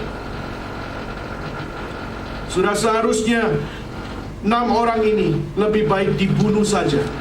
Bakar dari api surga membakar mereka. Dia seorang dari Jawa, dari Surabaya, maka dia dari Malang. dari Lawang. Maka dia pakai bahasa Surabayaan. Dia mengatakan, kalau menurut saya kamu lebih baik dibunuh, lebih baik tak pateni kamu, gitu apa? Tak bunuh kamu. Kenapa? Kamu tidak layak diampuni. Tetapi Allah terlalu mengasihi orang berdosa, kamu orang namanya, maka Tuhan masih mau mengampuni engkau. Dan akhirnya saudara, 6 orang ini masuk penjara. Tapi setelah keluar dari penjara, 6 orang ini dipakai Tuhan di pemberita Injil. The promise of Christmas is about the promise of God's forgiveness. Begitu powerful kuasa pengampunan Tuhan. Jika Tuhan mengampuni orang berdosa, Tuhan mampu membangkitkan orang tersebut menjadi orang yang menjadi saksi kebesaran Tuhan. Seseorang yang dipakai Tuhan luar biasa adalah di saat dia sadar dia berdosa, dan Tuhan mengubah hidupnya, dan Tuhan melipat gandakan kesaksiannya di dalam kehidupan orang tersebut. Saudara, the promise of Christmas is about the promise of forgiveness. Jika hari ini saudara dan saya mungkin tidak mengalami hal seperti itu, saudara mungkin tidak disiksa, saudara tidak dicaci maki, tidak dihujat sejahat apa yang dialami oleh perempuan itu, dan mungkin pada saudara mengalami begitu banyak hal-hal yang mungkin menyakitkan hatimu, engkau berkata bahwa apa? Saya sangat menderita. Tetapi saudara, jika karena orang lain saudara menderita, karena imanmu di dalam Kristus, Tuhan menjanjikan apa? Tuhan menjanjikan kekuatan untuk apa? Saudara belajar seperti Allah mau mengampuni dosamu. Tuhan mengajarkan kita bagaimana mengasihi sesama, belajar mengampuni sesama. Pelajaran pengampunan adalah pelajaran yang paling sulit dilakukan oleh human beings. Tetapi saudara, pengampunan itulah pelajaran yang paling agung yang diajarkan dan pernah ada di dalam peradaban dunia. Jika ada seorang yang bisa mengampuni orang bersalah, itu adalah ajaran yang paling agung. Karena tidak semua orang bisa menghidupinya. Tetapi Kristus mengajarkan kepada kita, seperti aku mengampuni engkau, ampunilah orang lain. Maka Yesus yang sekali salib berkata apa? Ampunilah mereka, karena mereka tidak tahu apa yang mereka perbuat. Maka mari kita belajar, saudara. The promise of Christmas is about the promise of forgiveness. Have you learned how to forgive? Learn from Christ. Ketiga, the promise of Christmas. Pertama adalah the promise of nearness. Allah mendekatkan diri kepada manusia. The promise of Christmas adalah the promise of forgiveness. Dia mengajarkan saudara bagaimana mengampuni seperti Tuhan mengampuni dosa saudara. Ketiga, yaitu adalah the promise of love. The promise of love, di mana setiap orang yang ada di dunia ini tidak layak menerima cinta kasih dari Tuhan karena dosa mereka. Tetapi Alkitab mencatat God so loved the world, karena cinta kasih Tuhan kepada dunia ini, sehingga dia mengaruniakan anaknya yang tunggal, sehingga Jesus came to the earth. He came because He loved us. Dia datang ke dalam dunia karena dia menyatakan cinta kasihnya kepada kita, sehingga cintanya yang ada pada kita adalah cinta yang sempurna, cinta yang eternal, sempurna, yang betul-betul memberikan kepada kita bahwa apa? His love is no end. Tidak ada batasnya diberikan bagi saudara dan saya. Dan dia datang dalam dunia untuk menyatakan cinta kasih yang sempurna itu, cinta kasih yang tiada batas itu, dihadirkan bagi saudara dan saya karena dia peduli. He care about your soul. He care about your life. He care about your heart. He care about your eternal life. Sudah banyak orang Kristen di Amerika berusaha untuk mengkaitkan bagaimana supaya kita bisa memahami Kristus mengasihi dunia. Sayangnya dengan cara yang salah. Saudara, ada satu orang di Amerika namanya adalah Jerry Siegel, di mana Jerry Siegel adalah seorang Jewish. Dia hidup di tahun 30. Dan waktu tahun 30 dia melihat bagaimana Amerika mengalami akan inflasi yang begitu berat. Perekonomian Amerika yang paling berat di dalam sejarah Amerika adalah tahun 30-an.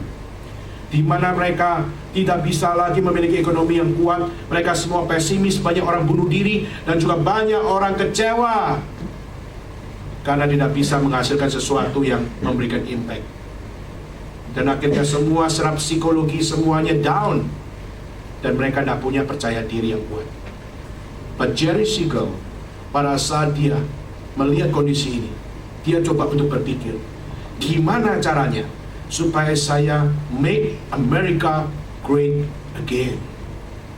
Gimana saya bisa membangun Amerika supaya Amerika bisa kembali memiliki kepercayaan dirinya? Dia coba untuk memikirkan, dan akhirnya surat yang dia lakukan apa? Saya mau bikin komik. Komik mau mengubah Amerika, mau berkata make America great again. Kalau bisnismen mungkin oke ya, seperti Donald Trump. Mungkin masih make America great again. Wah, lu bisnismen berhasil, kayaknya bisa nih. Tapi ini seorang berkata, I want to make America great again. Dengan cara apa? Bikin komik. Wah, sudah waktu itu orang-orang ketawain dia. Ngapain? Visinya sih bagus, make America great again, tapi pakai cara bikin komik. Hahaha, semua orang ketawa sudah. Dan waktu semua orang ketawa, dia tetap jalankan bikin komik. Dan saudara, komik yang bikin judulnya adalah Superman. Dan waktu tahun 30 dia bikin komik Superman. Lalu akhirnya dipublish. Dan rupanya di luar pemikiran yang dia pikir, orang-orang mungkin menolak dia. Tapi sudah tahu, justru tahun 30 buku bestseller bukan Alkitab waktu itu. Bestseller di tahun 30 waktu itu, bestseller adalah Superman komik dari DC. Sudah waktu itu, kenapa bisa begitu booming?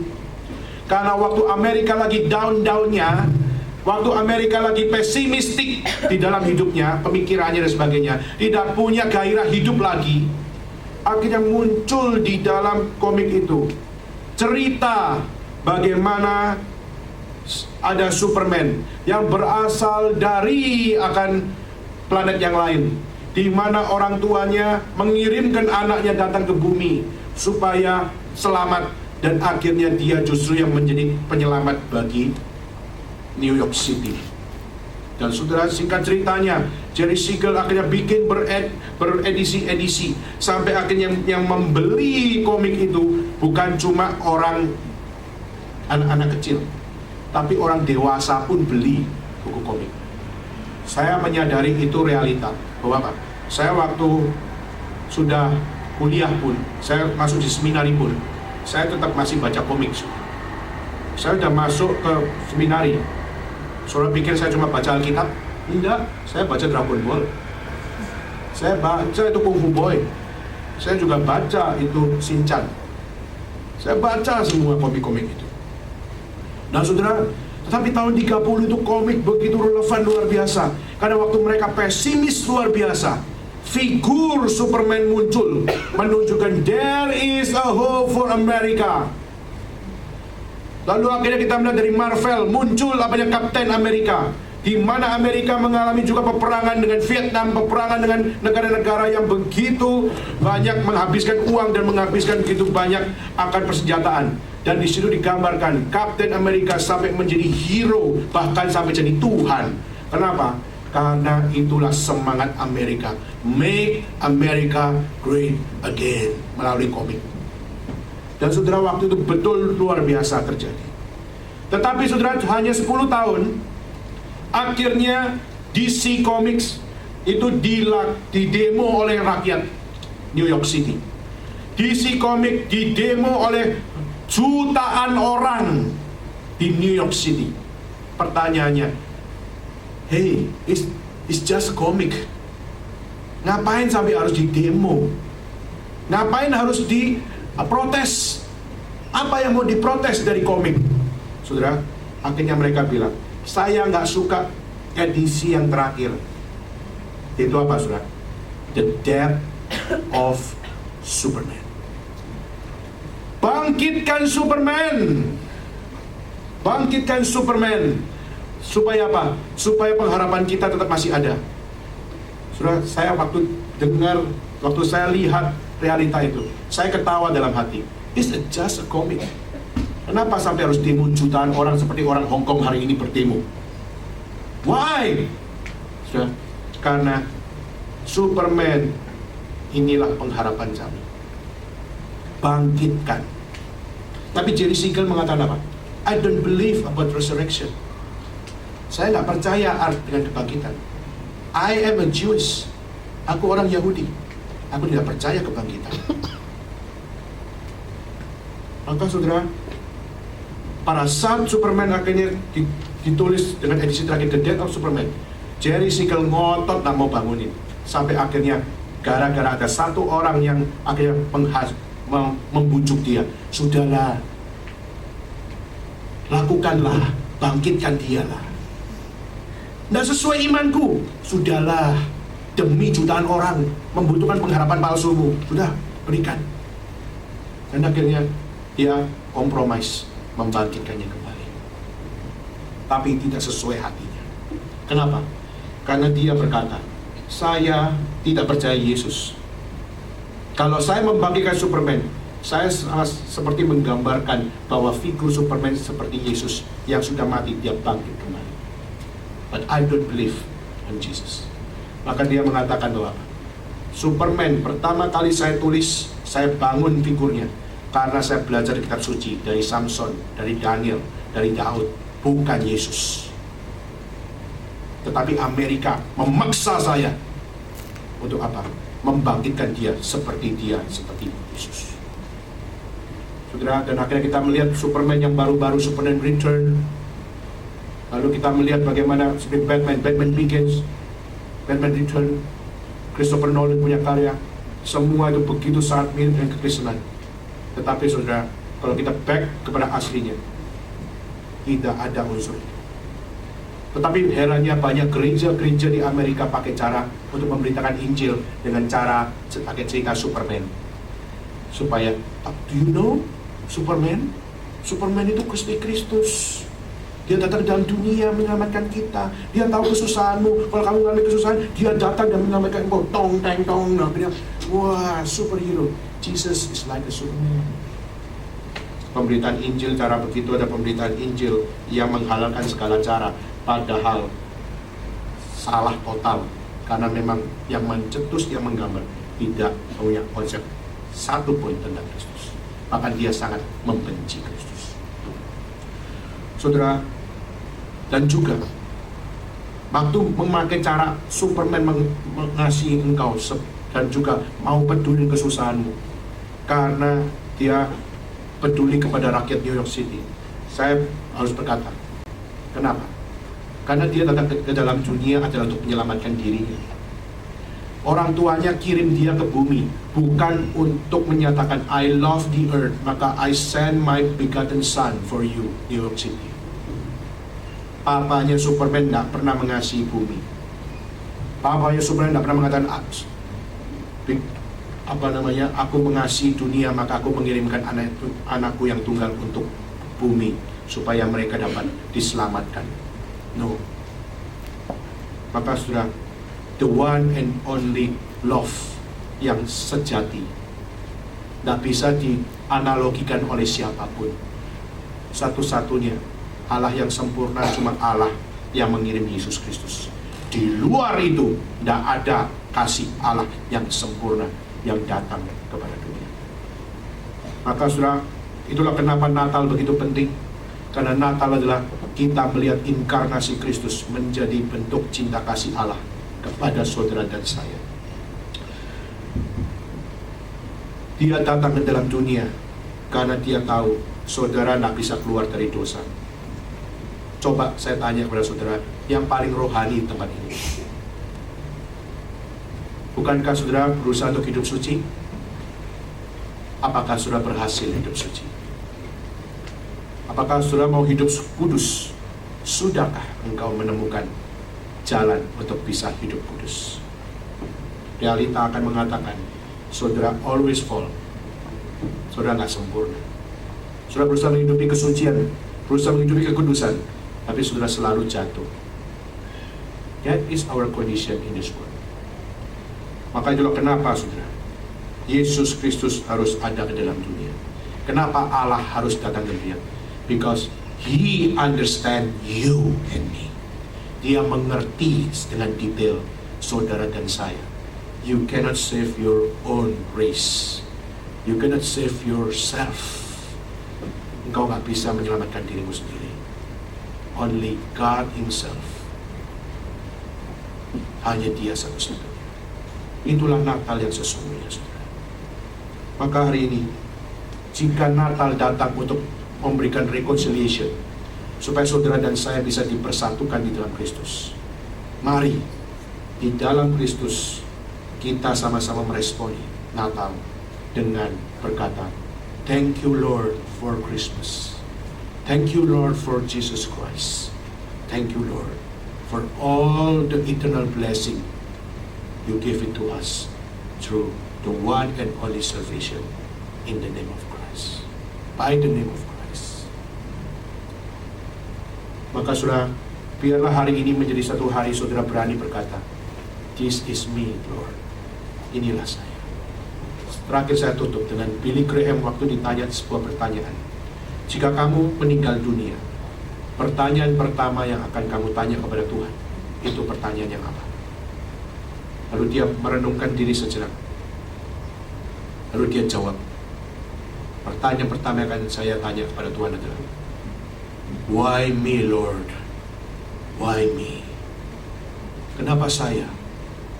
Kau menyelamatkan saya. Jutaan orang bisa kau selamatkan. Kenapa salah satunya adalah saya? Engkau selamatkan saya. Adakah orang yang berkata, why me Lord di tempat ini? Adakah di tempat ini berkata, mengapa saya, Tuhan mau tebus dosa saya? Mengapa saya, Tuhan, Engkau mau menyatakan Kristus kepada saya? Mengapa saya, Tuhan, saya diizinkan datang ke KKR ini? Mengapa saya, Tuhan, ada orang yang membawa jiwa saya datang ke tempat ini, mendengar Injil Tuhan, mendengar Kristus, satu-satunya Tuhan dan Juru Selamat, datang kepadamu. Siapa yang berkata, ini saya Tuhan, ini saya? Saudara bukan menjawab saya, saudara menjawab Tuhan yang akan memanggilmu hari ini melalui atas mimbar ini. Mari kita bagi berdiri bersama-sama. Mari kita bagi berdiri bersama-sama dan mengambil sikap berdoa di hadapan Tuhan. Bapa, terima kasih. Bapa, terima kasih. Bapa di dalam surga, ku berterima kasih. Sekali lagi, Bapa terima kasih. Bapa terima kasih. Bapa terima kasih. Bapa di dalam surga, ku berterima kasih. Dengan sikap berdoa, saudara, dari atas mimbar ini saya sebagai hamba Tuhan memberanikan diri menantang engkau dari atas tempat ini. Siapakah di antara engkau yang berkata, Tuhan, ampunilah dosa saya. Saya tidak layak menerima Natal. Natal begitu sakral. Natal penuh cinta kasih. Dan Natal mau menerima kami orang berdosa kembali kepada engkau ya Tuhan. Saya malu dengan dosa saya. Saya malu kalau saya masih diberikan surga oleh Tuhan. Mungkinkah kami terlalu pede sehingga kami masih berharap surga ada untuk kami. Saya orang berdosa ya Tuhan, tapi saya bersyukur Natal datang untuk saya. Natal datang untuk menghancurkan egoisme saya. Natal datang untuk mengundang saya kembali kepada Tuhan. Natal datang untuk menyelamatkan saya melalui Kristus datang kepada saya. Hari ini siapa yang berkata, Tuhan ini saya, orang yang tidak layak ini, tapi mohon Tuhan pengampunan-Mu, pendekatan diri-Mu, cinta kasih-Mu yang sudah menyentuh hatiku. Ini saya Tuhan, saya mau menyerahkan hidup saya di hadapan Tuhan. Siapapun engkau, baik engkau yang sudah percaya kepada Tuhan atau engkau yang masih belum percaya kepada Tuhan, tapi hari ini Tuhan bekerja pada hidupmu. Hari ini juga angkat tanganmu di hadapan Tuhan. Tidak usah takut kepada sesamamu yang ada di sebelah kanan kiri, depan belakang. Responi di hadapan Tuhan dengan engkau mengangkat tangan dan berkata, ini saya Tuhan, ampunilah dosa saya, ampunilah dosa saya, ampunilah dosa saya. Angkat tanganmu tinggi-tinggi supaya saya bisa melihat engkau. Saudara bukan menjawab saya, saudara menjawab Tuhan yang memakai saya memanggilmu hari ini. Puji Tuhan, puji Tuhan. Ada lagi, puji Tuhan. Ada lagi, puji Tuhan. Adakah lagi? Saudara bukan menjawab saya, saudara menjawab Tuhan yang memanggil engkau. Puji Tuhan. Ada lagi? Adakah lagi? Tangan diturunkan. Kedua, saudara sekalian, siapakah jalan kau yang berkata, saya sudah percaya pada Tuhan, bahkan mungkin saya sudah membaca Alkitab, saya sudah mungkin ke gereja berpuluh-puluh kali atau beratus-ratus kali, mungkin saya juga sudah melayani Tuhan, tapi jiwaku masih kosong karena tidak ada Kristus dalam hati saya.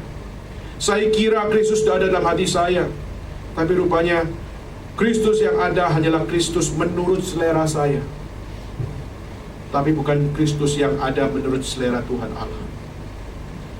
Maka hari siapa berkata, Tuhan, saya mau Kristus yang asli ada dalam hati saya.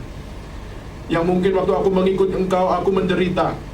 Yang mungkin aku mengikut Engkau, aku capek luar biasa. Aku lelah, terseret-seret. Tetapi aku rela karena Engkau adalah Allah satu-satunya, Juru Selamat satu-satunya. Dan Engkau yang memberikan jaminan keselamatan. Memberikan jaminan keselamatan kepada saya. Dan siapa yang berkata, Tuhan, masuklah dalam hatiku, bertahtalah dalam hatiku, aku mau menjadi saksimu, lebih serius lagi, lebih benar lagi, lebih tak bertanggung jawab lagi di hadapan Tuhan. Siapa berdoa seperti ini? Jangan engkau keraskan hatimu. Sudah angkat tanganmu di hadapan Tuhan. Mohon Tuhan datang dalam hatimu. Bukan Allah yang palsu, bukan Kristus yang palsu, tapi Kristus satu-satunya yang sempurna, Dia ada dalam hatimu. Siapa berdoa seperti ini? Angkat tangan, dan biarlah saya akan mendoakan kepada engkau. Puji Tuhan, puji Tuhan, puji Tuhan, puji Tuhan. Adakah lagi? Puji Tuhan. Adakah lagi? Angkat tanganmu di depan Tuhan.